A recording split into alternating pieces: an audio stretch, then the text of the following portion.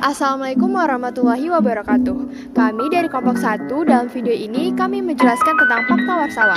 Selamat menyaksikan.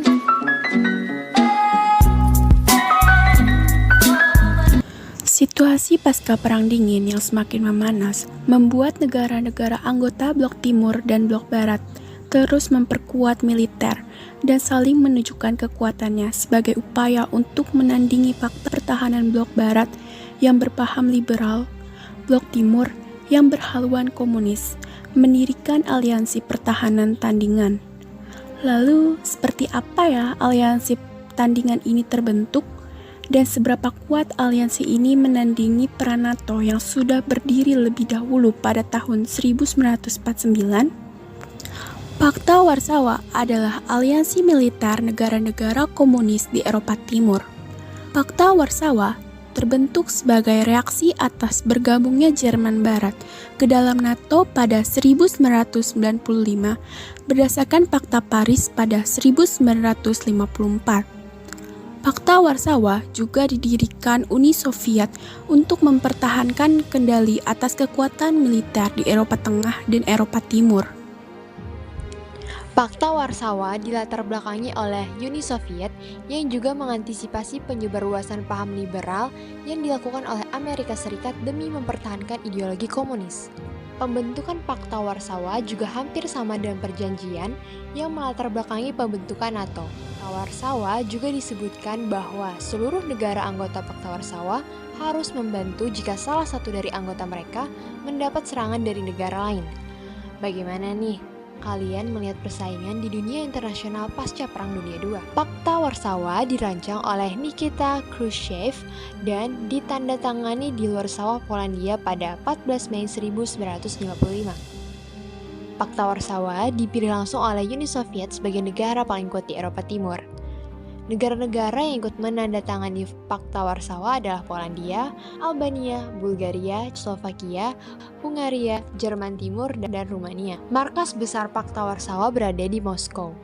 Komando militer di awal pembentukannya di bawah pimpinan Marsekal Iwan Stepanovich Konev dari Uni Soviet. Tujuan utama pembentukan Fakta Warsawa yaitu mengimbangi pengaruh NATO di Eropa, memperkuat diri dalam menahan ancaman aliansi Blok Barat, dan yang terakhir mempertahankan kendali atas kekuatan militer di Eropa Tengah dan Eropa Timur. Dampak langsung dari Fakta Warsawa adalah perjanjian Paris di antara negara-negara Barat yang mengakui Jerman Barat ke dalam organisasi Perjanjian Atlantik Utara.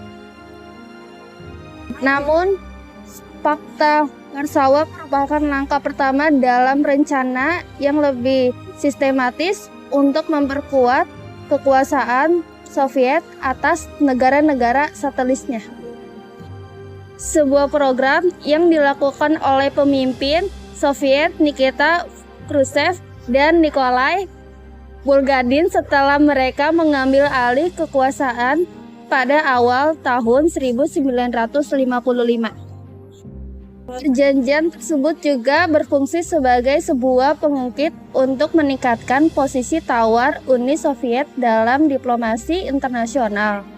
Sebuah kesimpulan yang dapat diambil dari pasal penutup perjanjian tersebut yang menetapkan bahwa perjanjian Warsawa akan berakhir ketika Fakta Keamanan Kolektif Timur Barat secara umum diberlakukan. Setelah bersatunya Jerman Barat dan Jerman Timur, Polandia dan Cekoslowakia memilih untuk mengundurkan diri dari Fakta Warsawa. Pengaruh Fakta Warsawa semakin menurun pada awal tahun 1991 karena meningkatnya sistem demokrasi di Eropa Timur dan bubarnya Uni Soviet tahun yang sama. Faktor berakhirnya Fakta Warsawa. 1. Fakta Warsawa hanya berperan sebagai sandaran bagi rezim komunis Eropa Timur, sedangkan dukungan rakyat di setiap negara anggotanya sangat kecil.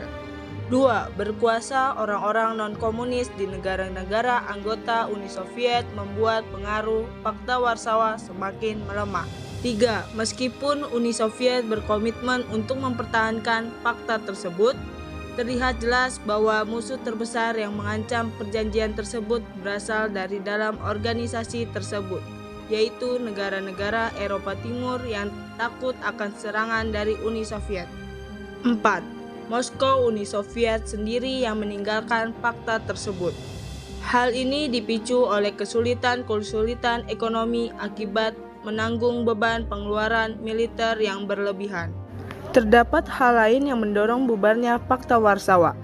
Muncul dan semakin kuatnya gerakan solidaritas di Polandia, yang kemudian lewat pemilu 1989 mampu menang lawan Partai Komunis. Meski Uni Soviet mengklaim bahwa Fakta Warsawa adalah aliansi pertahanan, namun seiring waktu menjadi jelas bahwa tujuan utama dari perjanjian ini adalah untuk memperkuat dominasi ideologi komunis di Eropa Timur. Pada 1 Juli 1991, Fakta Warsawa resmi dibubarkan.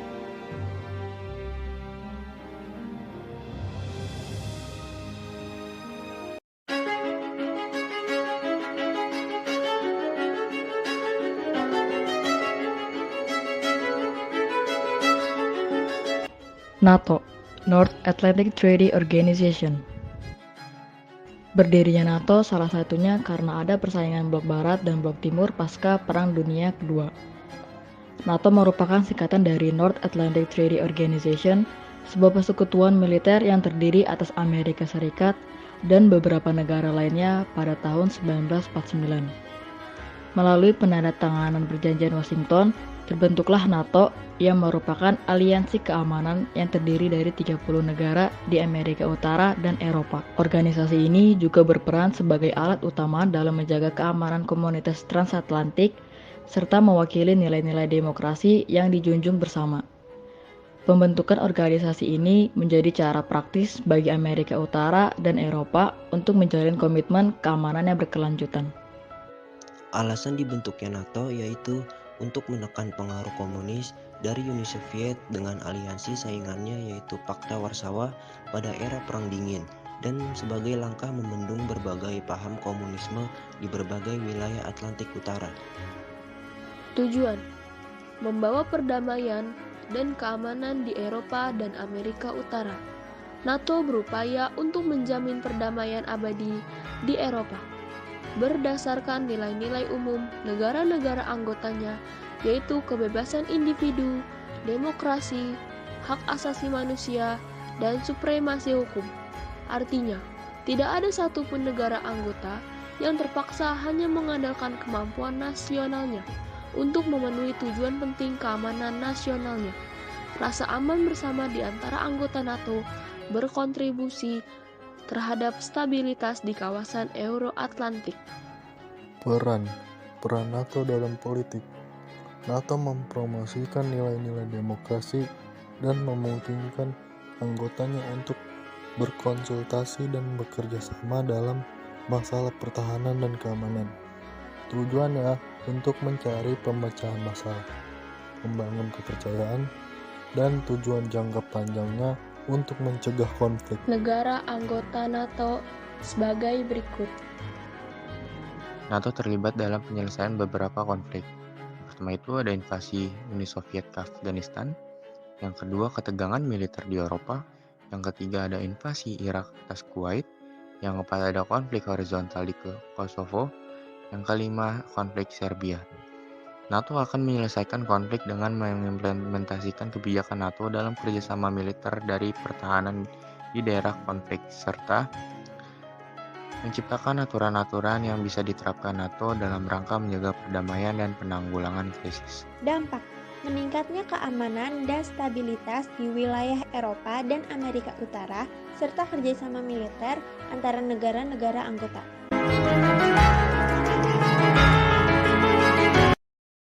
APEC, Asia Pacific Economic Cooperation. Kami dari kelompok 3 yang beranggotakan Abisak Putri, Anissa Apriliana, Aulia Ahmad, Raisa Azahra, Sekar Adanaswari, dan Zulfan Rizky. Pengertian: Asia Pacific Economic Cooperation atau APEC adalah forum ekonomi yang beranggotakan 21 negara di kawasan Asia Pasifik. APEC didirikan pada tahun 1989 di Canberra, Australia oleh 12 negara, yaitu Australia, Brunei Darussalam, Kanada, Chili, Indonesia, Jepang, Korea Selatan, Malaysia, Selandia Baru, Filipina, Singapura, dan Thailand.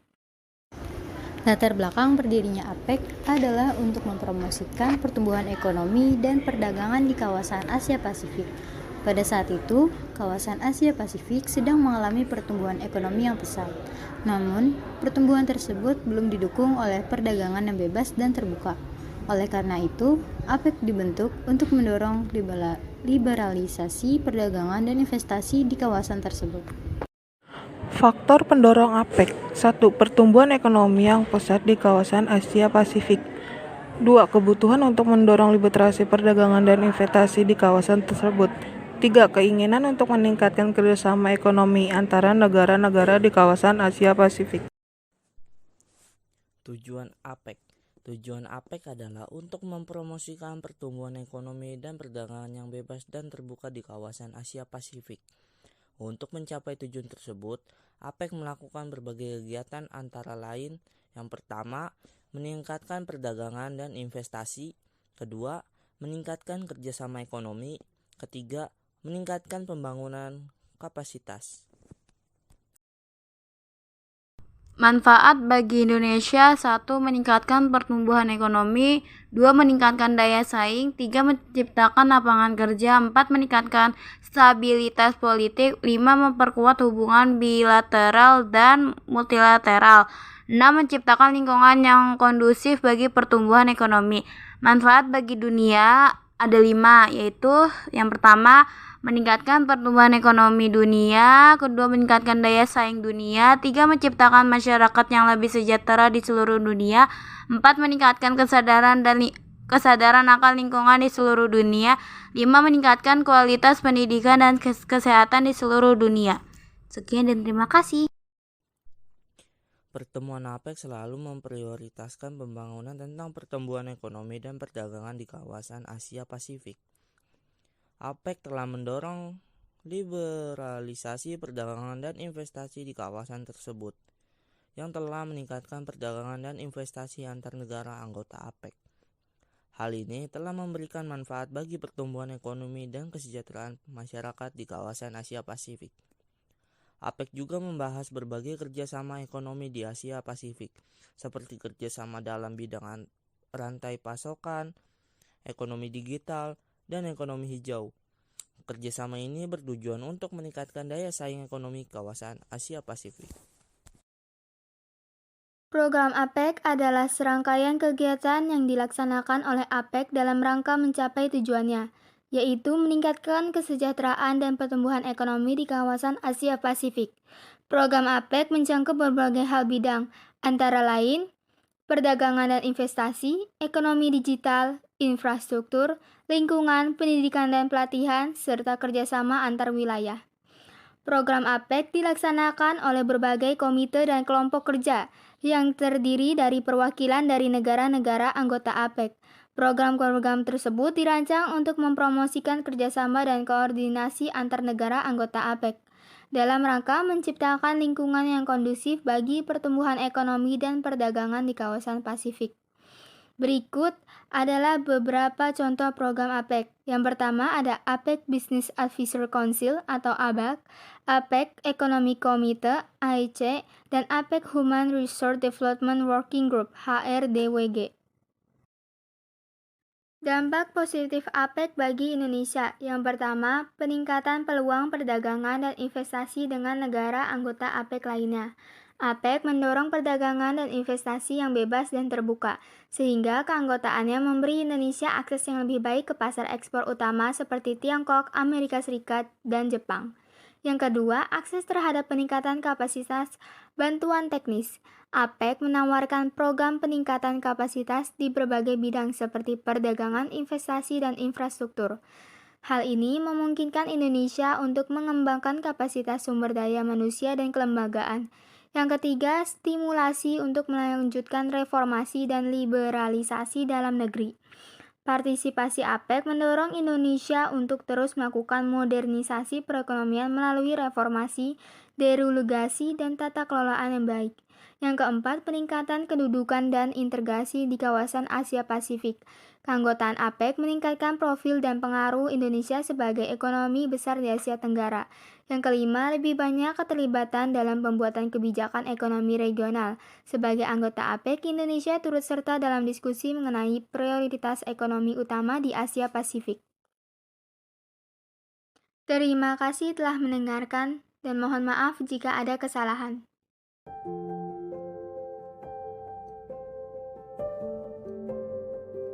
Apa itu OPEC? Apa itu OPEC? Apa itu OPEC? OPEC merupakan organisasi negara-negara pengekspor minyak di dunia. Negara yang masuk dalam OPEC adalah negara yang memiliki kekayaan sumber daya alam minyak bumi yang cukup besar, hingga dapat memenuhi kebutuhan di dalam negaranya sendiri dan dapat dijual ke negara lain. Latar belakang berdirinya OPEC. OPEC berdiri karena merosotnya harga minyak dunia pada Februari 1959 akibat monopoli perusahaan minyak raksasa The Seven Mayors.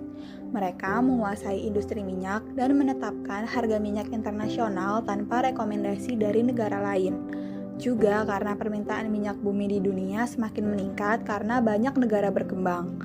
Lalu, 5 negara produsen minyak seperti Iran, Irak, Kuwait, Arab Saudi, dan Venezuela menggelar konferensi Baghdad di Irak pada 10-14 September 1960. Lalu, pada 14 September 1960, OPEC berdiri.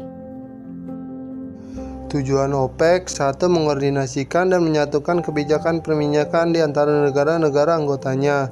2. Menjamin stabilitas pasar minyak guna menjamin pasokan minyak yang efisien, ekonomis, dan teratur kepada negara-negara konsumen. 3. Mengamankan harga yang adil dan stabil serta pendapatan yang tetap bagi produsen minyak. 4. Menjaga pengembalian modal yang adil bagi mereka yang berinvestasi di industri perminyakan. Negara-negara anggota: Iran sejak tahun 1960, Irak sejak tahun 1960, Kuwait sejak tahun 1960, Arab Saudi sejak tahun 1960, Venezuela sejak tahun 1960, Libya sejak tahun 1962, Uni Emirat Arab sejak tahun 1967, Aljazair sejak tahun 1969, Nigeria sejak tahun 1971, Gabon sejak tahun 1975, Angola sejak tahun 2007, Guinea Khatulistiwa sejak tahun 2017, Kongo sejak tahun 2018. Manfaat OPEC yang utama adalah untuk mengkoordinasikan dan mengatur produksi minyak mentah dari negara-negara anggotanya untuk menjaga harga minyak dunia agar tetap stabil dan menguntungkan bagi para produsen dan eksportir minyak. Juga menjaga stabilitas pasar minyak, mendorong pengembangan teknologi dan industri minyak, serta mempromosikan kerjasama internasional dalam pengembangan dan penggunaan energi. Bagaimana keanggotaan Indonesia dalam OPEC? Pada tahun 1962, Indonesia bergabung dengan OPEC. Tetapi pada Mei 2008 mengumumkan keluar dari OPEC karena Indonesia sudah menjadi importir minyak sejak tahun 2003 karena tidak memenuhi kuota produksi yang menjadi ketetapan. Setelah melakukan rapat, Indonesia hanya suspend dari keanggotaan OPEC. Indonesia kembali masuk pada tahun 2014. Pada 30 November 2016, Indonesia kembali keluar dari keanggotaan OPEC karena kebijakan menurunkan produksi minyak Indonesia sebanyak 37.000 barel per hari untuk menghentikan penurunan harga minyak dunia.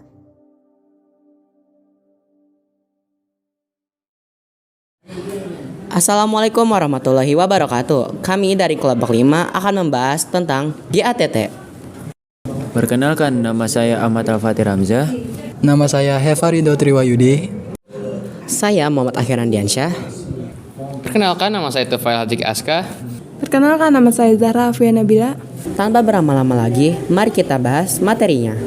Jadi, apa sih itu GATT? Jadi, General Agreement on Tariff and Trade atau GATT merupakan perjanjian multilateral yang menentukan aturan-aturan bagi pelaksanaan perdagangan internasional. Jadi, latar belakang GATT adalah perjanjian multilateral yang menentukan aturan-aturan bagi pelaksanaan perdagangan internasional. Pada perkembangannya, GATT berhasil menjadi forum resmi antar pemerintah dunia untuk membahas permasalahan dan solusi perdagangan internasional. GATT terbentuk setelah Perang Dunia II berakhir. Keadilan sosial, politik, dan ekonomi yang kacau mendorong negara-negara di dunia untuk saling bekerja sama demi mengatasi krisis dalam negeri. Selain itu, latar belakang pembentukan GATT juga dipengaruhi oleh keinginan dari negara-negara dunia untuk melakukan negosiasi terhadap perdagangan bebas internasional. GATT secara resmi terbentuk melalui kesepakatan 23 negara pada 30 Oktober 1947 di Jenewa, Swiss. Hingga tahun 1994, GATT memiliki jumlah anggota sebanyak lebih dari 128 negara. Tujuan GATT secara umum, pembentukan GATT bertujuan untuk menciptakan iklim perdagangan internasional yang aman bagi pelaku bisnis serta mewujudkan liberalisasi perdagangan. Dalam buku Hukum Ekonomi Internasional dalam Era Global pada tahun 2006, karya Roshidah Rahmawati, dijelaskan beberapa tujuan pembentukan GATT, yakni meningkatkan kesempatan kerja, memperluas produksi dan pertukaran barang, menghapus perlakuan diskriminasi dalam perdagangan internasional, memecahkan masalah dan hambatan dalam perdagangan internasional, meningkatkan efisiensi penggunaan sumber daya yang ada di dunia. Prinsip dalam buku GATT dan WTO, Sistem, Forum, dan Lembaga Internasional di bidang perdagangan tahun 1996, karya Kartojomana, GATT menerapkan beberapa prinsip utama untuk mencapai tujuannya. Selanjutnya ada prinsip utama GATT, yaitu sebagai berikut. Yang pertama ada prinsip Most Favored Nations atau MFN, yaitu prinsip non-diskriminatif dalam menjalankan perdagangan internasional. Yang kedua ada prinsip National Treatment, yaitu prinsip yang mengatur produk hasil impor harus diperlakukan sama dengan produk dalam negeri. Yang ketiga ada prinsip transparansi, yaitu prinsip keterbukaan antar negara anggota GATT. Lalu selanjutnya ada prinsip non-tarif measures, yaitu negara anggota GATT hanya diperbolehkan untuk melindungi produk dalam negeri dengan meningkatkan bea masuk produk impor. Lalu prinsip quantitative restriction, yaitu negara anggota GATT tidak diperbolehkan melakukan pembatasan kuota terhadap perdagangan internasional. Perubahan GATT pada tahun 1994. GATT mengalami perubahan secara besar-besaran. Perubahan tersebut dibahas dalam Perjanjian Putaran Uruguay pada tahun 1994. Dalam Perjanjian Putaran Uruguay, peran dan fungsi GATT digantikan oleh WTO yang terbentuk pada 1 Januari 1995. Baik, cukup sekian pemaparan materi dari kelompok 5. Besar harapan kami, kalian semua dapat mengerti apa yang kami terangkan dan paparkan. Akhirul kata, wassalamualaikum warahmatullahi wabarakatuh.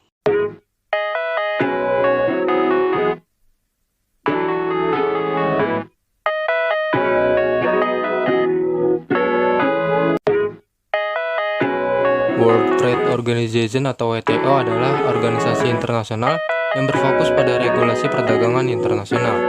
Didirikan pada tahun 1995, WTO menggantikan General Agreement on Tariff and Trade atau GATT dan bertujuan untuk mengawasi sistem perdagangan global.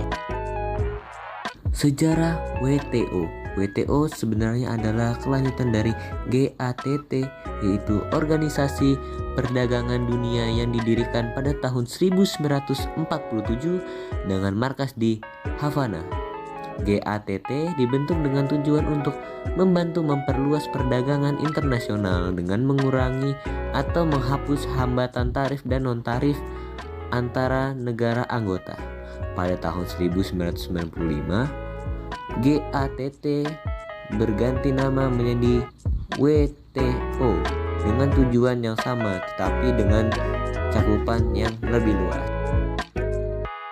Tujuan WTO 1. Fasilitasi perdagangan, mengurangi hambatan perdagangan, mendorong negosiasi untuk membuka akses pasar.